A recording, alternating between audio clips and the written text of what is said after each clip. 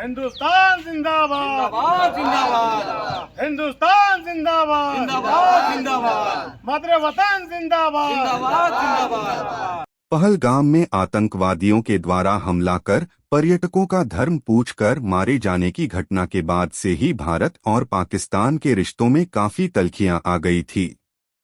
वही हिंदुस्तान के द्वारा ऑपरेशन सिंदूर के माध्यम से पाकिस्तान के आतंकी ठिकानों पर हमला कर पहलगाम में हुई हत्या का बदला लिया। लेकिन उसके बाद से ही अब भारत और पाकिस्तान में लगातार युद्ध के आसार बढ़ते जा रहे हैं।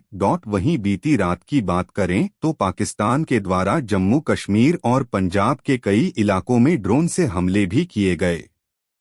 हालांकि भारतीय सेना ने उसे नष्ट कर दिया और इन सब कार्यों के पीछे हमारी भारतीय सेना लगी हुई है, जिसकी पराक्रम की बदौलत पाकिस्तान को लगातार मात मिल रहा है। ऐसे में भारतीय सेना के लिए सलामती के लिए अब दुआओं का दौर शुरू हो चुका है।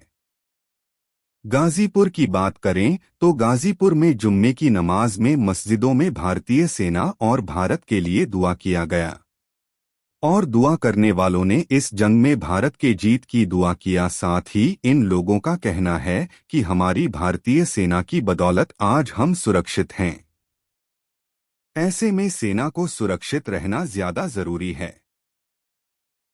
इसी को लेकर जुम्मे की नमाज में हम सभी लोगों ने एक साथ शामिल होकर उनकी सलामती की दुआ किया है। की मस्जिद में नमाज के बाद दुआ हुई है। जो पाकिस्तान और हिंदुस्तान के बीच में जंग छिड़ी हुई है, हमारे इंडियन आर्मी के लिए लोग यहाँ दुआ कर रहे हैं कि हमारे जवान सलामत रहे और जंग अमन और चैन जल्द से जल्द हो जाए। आज हम लोगों ने जुम्मे की नमाज अदा किया है, जैसे हर हफ्ते होती है। आज हम लोगों ने अपने जवानों के लिए दुआए खैर की है कि वो अच्छे से रहें, ठीक से रहें और पाकिस्तान का मुंह तोड़ जवाब दे सकें। जो पाकिस्तान नापाक हरकत कर रहा है उसकी हमारी सेना ज़बरदस्त तरीके से उसका जवाब दे, मुंह तोड़ जवाब दे। कि आज जो हमारे मुल्क के हालात हैं, हिंदुस्तान और पाकिस्तान में जंग हो रही है, उसके लिए आज मस्जिद महुआ बाग में जो है हज़ारों मुसलमानों ने जो है हिंदुस्तान के सैनिकों के लिए दुआ खैर किया है कि अल्लाह इनको महफूज रखे और इनको इतनी ताकत दे कि पाकिस्तान को हर जुल्म का जवाब इनको जो है अच्छे से दिया जाए। और अल्लाह ने चाहा तो जीतेंगे हम ही, भारत जीतेगा। लेकिन इस तरह की नापाक हरकत जो बेवजह राहगीर हैं, जो बॉर्डर पर कमज़ोर लोग बसे हुए हैं, उनके ऊपर ये अटैक कर रहा है। ऐसे में आसिफ भाई, जो ये ऑपरेशन सिंदूर जो चलाया गया था, उस ऑपरेशन सिंदूर को आप लोग कितना सही मानते हैं? 100% सही है। जब अपनी माएँ, भाभी, बहनों का सिंदूर उजाड़ा जाएगा तो इससे बड़ा क्या हो सकता है। हाँ, नाम पूछ के मारा जाए, कोई भी हो, हिंदू हो चाहे मुसलमान हो, ये बुज़दिली का काम है। लेकिन कुछ नेता जो है इस पर भी राजनीति कर रहे हैं कि इसका नाम ऑपरेशन सिंदूर नहीं होना चाहिए था, क्योंकि ये धर्म से संबंधित हो रहा है। देखिए, ये तो हमारी हुकूमत जो है और ये जो हमारी मतलब भारत मुल्क है, ये एक दुल्हन की तरह है। यहाँ सब आपस में मिल के रहते हैं। जो लोग कर रहे हैं वो बहुत गंदी हरकत है। आज जुमे की नमाज के बाद अमन चैन की दुआ मांगी गई और भारत को में रहने वालों के लिए जितना पुरसुकून से खुलूस से रहें उसके लिए दुआ मांगी गई।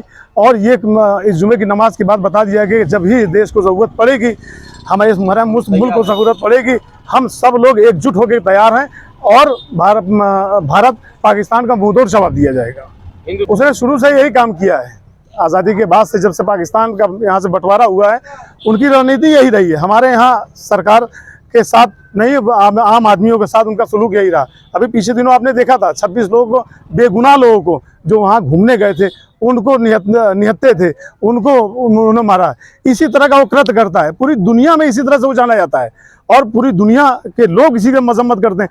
टेररिस्ट का कहीं अड्डा है तो पाकिस्तान के अंदर है। पूरी दुनिया का अगर कहीं अड्डा माना जाता है तो पाकिस्तान के अंदर टेररिस्ट का अड्डा माना जाता है। गलत किया है, इसका जवाब दिया जाएगा।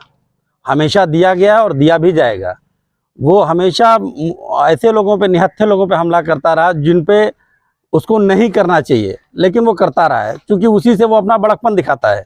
और जब यहाँ के लोग उस पर चढ़ाई करते हैं तो वो दूसरे देशों से मिलके हाथ पे जोड़ने लगता है। ये प्रक्रिया उसकी बहुत पुरानी है और आज भी वही कर रहा है, लेकिन अब उसको अच्छा सा जवाब दिया जाएगा।